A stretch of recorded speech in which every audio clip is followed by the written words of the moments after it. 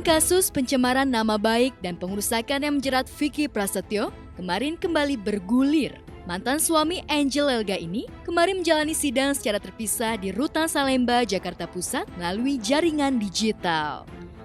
Pada sidang dengan agenda putusan selah itu, permohonan eksepsi kubu Vicky kembali ditolak majelis hakim setelah pada eksepsi pertama juga ditolak pihak kejaksaan. Dengan penolakan itu, otomatis kasus ini terus berlanjut dengan agenda menghadirkan saksi-saksi di persidangan selanjutnya. Karena itu kami menerima terkait apa yang sudah ditetapkan oleh majelis.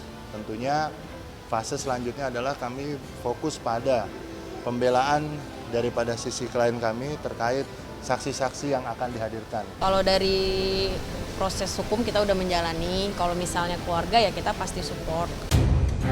Meski kecewa atas penolakan pihak majelis hakim, namun Ramdan Alamsyah selaku kuasa hukum Vicky tak gentar jika kasus ini akan berlanjut. Ia dan tim bahkan sudah mempersiapkan sekitar 10 saksi yang akan meringankan kliennya. Tentunya nanti dari pihak kejaksaan sebagai penuntut yang akan menghadirkan dari versi mereka. Ini yang diajukan oleh saudara pelapor gitu loh. Jadi kami belum tahu ada berapa yang akan dihadirkan, tapi kalau dari kami minimal ada 10 versi BAP yang kami lihat gitu. Kami hadirkan saksi tambahan ya, saksi 2 orang dan beberapa barang bukti. Putaran roda nasib Vicky memang selalu berputar kencang. Ia pernah tampil begitu apik kala meminang pedangdut Zaskia Gotik beberapa tahun silam. Namun pesta megah itu rupanya dibayang-bayangi rasa panik karena kala itu diam-diam Vicky sudah tahu akan segera dijemput paksa polisi. Di waktu acara lamaran itu, jujurnya, gue itu udah mau diciduk gitu loh. Okay.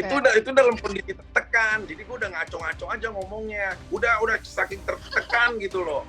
Udah karena memang pada kasih tahu kan, Pak ada surat Pak dari kejaksaan untuk Bapak harus dieksekusi. Itu sedangkan kita lagi pakai baju pengantin. Ya udah sabar dulu ya. Tiba-tiba masih sabar untuk mauin dia. Papi ayo kita wawancara dulu. Makanya udah kacau deh. Kini saat Don Juan asal Bekasi ini tengah berada di puncak popularitas, ia terpaksa harus kembali mendekam di jeruji besi setelah drama penggerebekannya ke kediaman mantan istrinya Angel Elga justru berbuntut tuntutan hukum. 4 bulan sebelum adanya kejadian dugaan tindak pidana pengerusakan itu terjadi, mereka sudah pisah.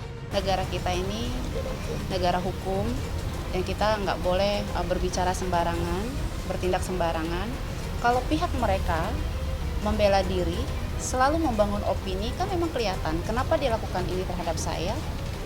Kuncinya kan sudah kelihatan sebenarnya dari awal. Kenapa dia menjebak saya, mendorong saya, memfitnah saya? Yang dia bangun kan opini, seolah-olah saya ini istri begini, begitu. Itu tujuan awalnya dia. Apa yang dia lakukan sekali lagi adalah bagian dari apa yang diwajibkan oleh undang-undang, oleh agama untuk menjaga harmonisasi dan kerukunan daripada rumah tangga. Mereka punya hak untuk membantah, membela diri. Tapi kenyataannya kalian sudah lihat kan seperti apa, proses hukumnya seperti apa, itu sudah menjadi jawaban buat saya. Lantas mampukah Vicky melewati sesi demi sesi pelik pembuktian di ruang sidang? Atau akankah ia terpuruk lalu surut ke belakang meninggalkan karir yang sudah dirintisnya? Seperti yang tadi dilihat, Vicky sehat, ceria, dan suara daripada sinyal juga lebih bagus. lebih melihat lah.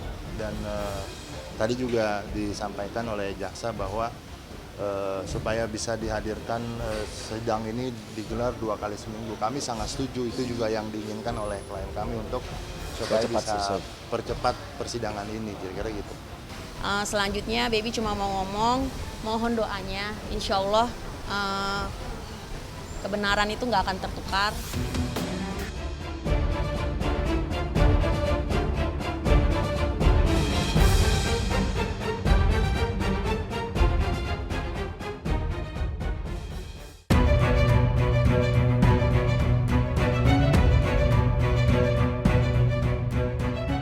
Di Di waktu yang nyaris bersamaan, juga digelar sidang putusan atas kasus narkoba yang menjerat anak Indigo, Roy Kiyoshi, di Pengadilan Negeri Jakarta Selatan. Sang peramal ini akhirnya diganjar majelis hakim dengan hukuman rehab selama 5 bulan. Keputusan itu tentu saja membuat lega kubu Roy yang sejak tertangkap memang menginginkan rebah. Putusannya kan bukan pidana, bukan menjalani pidana, tapi putusannya kan rehab. Sisa pidana, dikurangi sisa pidana, sisanya itu untuk rehab, kan gitu. Jadi ya dia terima, tapi jaksa kan pikir-pikir. Ya bagi kita sudah adil lah.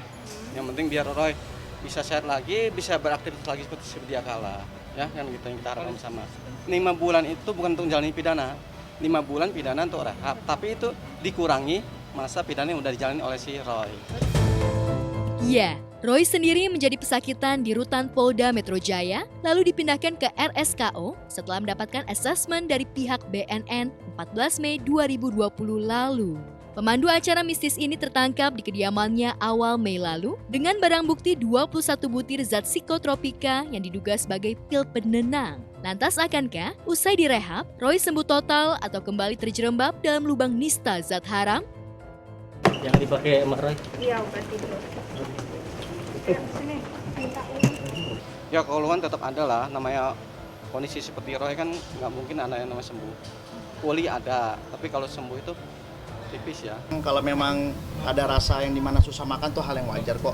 Nanti lama-lama dia akan bisa adaptasi. Tapi kalau bisa makannya jangan sampai dikurangin banget. Dari wajahnya sih saya lihat dia bukan seorang memakai. Dia sangat fresh sekali ya. Sekarang sudah enakan karena kan keluarga selalu dekat dengan dia sekarang. Apalagi nanti keluarganya lebih, itu yang dibutuhkan keluarga sebenarnya untuk Roy.